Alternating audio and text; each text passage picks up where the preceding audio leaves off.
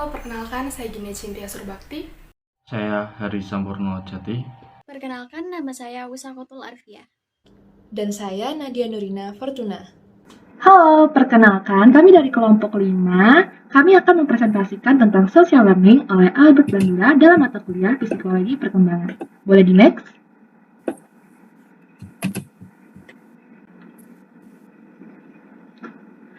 Baiklah, kami di kelompok 5 dengan beranggotakan Haris Sampurno Jati, Gina Sintia Surbakti, Wisakatul Arfia, dan Nadia Nurina Fortuna. Boleh di next?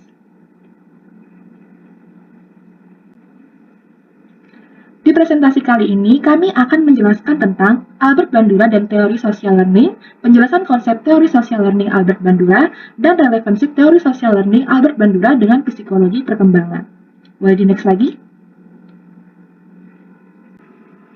Baiklah, materi pertama akan disampaikan oleh teman saya, Gina.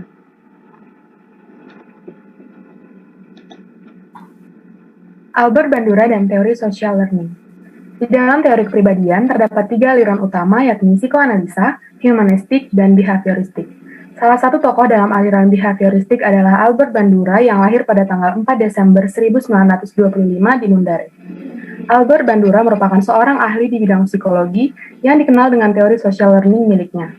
Albert Bandura percaya bahwa proses transfer ilmu atau pendidikan tidak bisa lepas dari norma-norma dan moral yang berlaku di masyarakat, hingga nilai-nilai dari norma tersebut dicerminkan dalam perilaku individu sehari-hari.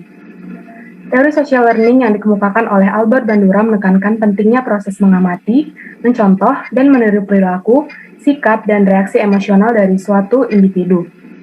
Teori social learning memperlihatkan bagaimana faktor lingkungan dan kognitif saling berinteraksi untuk mempengaruhi proses pembelajaran dan perilaku manusia.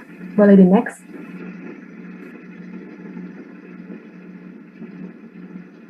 Sebagai makhluk sosial, manusia senantiasa berhubungan satu sama lain.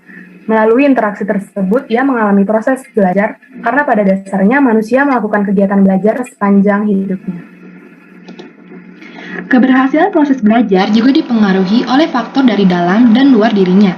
Berdasarkan teori Bandura, faktor kognitif menjadi faktor internal dan lingkungan sebagai faktor eksternal dalam proses belajar untuk memodifikasi perilaku dan perilaku manusia mewarnai interaksi sosial dalam lingkungannya. Selanjutnya akan dijelaskan oleh Mas Haris.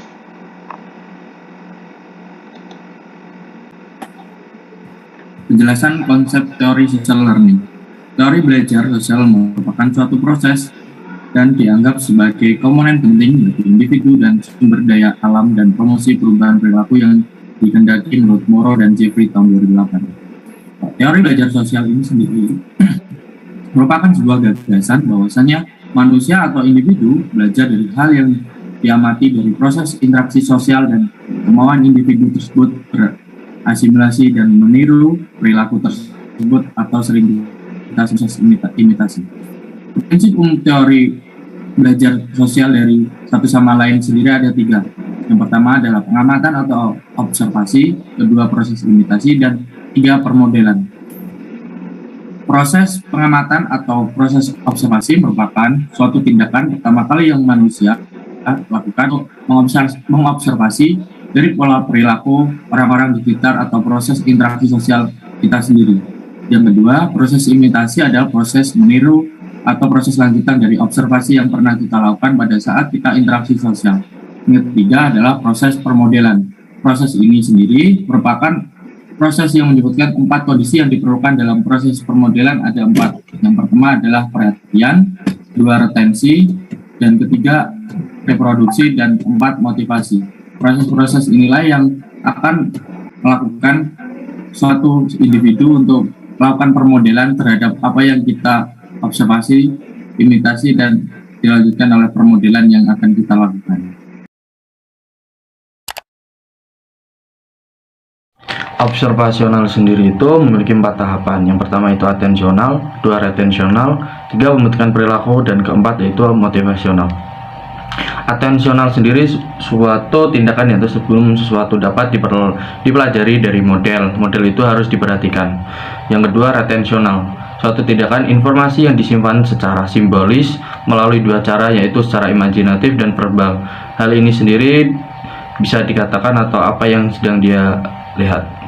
Yang ketiga adalah pembentukan perilaku, suatu tindakan untuk menentukan sejauh mana hal-hal yang telah dipelajari akan diterjemahkan dalam tindakan atau performa.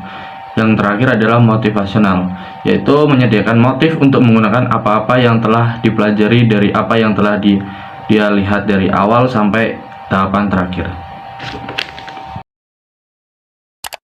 Mungkin bisa dilanjut.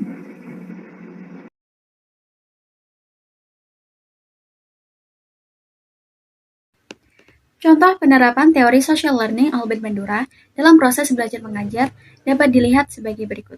Pertama, mengaitkan pelajaran dengan pengalaman seseorang atau model. Penerapan seperti ini dapat membuat siswa akan lebih termotivasi untuk memperhatikan, mengingat, dan mereproduksi perilaku tersebut. Kedua, menggunakan alat pemusat perhatian untuk menarik atensi siswa, misalnya peta konsep, gambar, bagan, dan media-media pembelajaran visual lainnya. Lalu contoh penerapan teori social learning dalam didik anak yang pertama yakni mengajarkan perilaku yang baik dengan mengambil contoh karakter kartun kesukaan anak. Hal ini dapat membuat anak lebih termotivasi untuk belajar dan berkembang ke arah lebih baik. Yang kedua yakni menciptakan suasana riang ketika bersama anak. Pembawaan orang tua yang baik, lembut, dan sopan dapat membuat si anak mengikuti dan kemudian mengimitasi perilaku baik dari orang tuanya.